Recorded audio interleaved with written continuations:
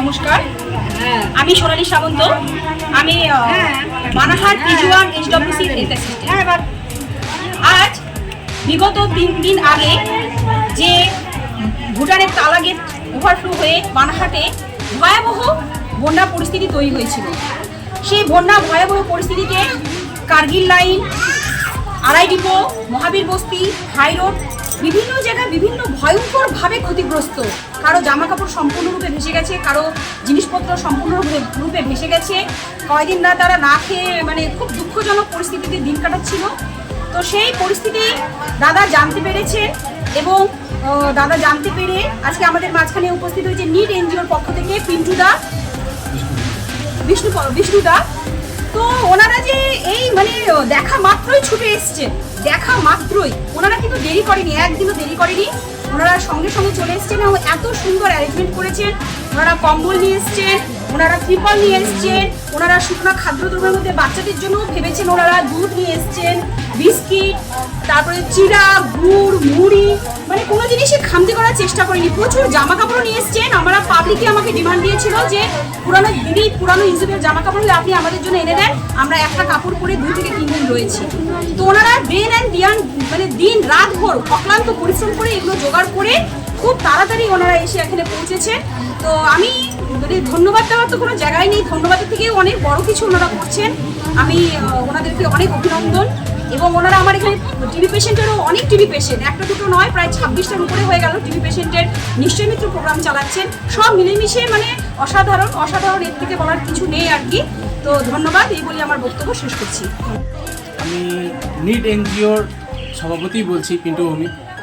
সোনালিদি মারফত আমি পরশুদিন খবর পাই যেখানে এত করুণ অবস্থা। আমরা সাধারণত নিউজে দেখছি, কিন্তু এত বাজে অবস্থাটা আমাদের ধারণার বাইরেই ছিল। তো আমরা পরশুদিন খবর পাই প্রায় দুপুরবেলা।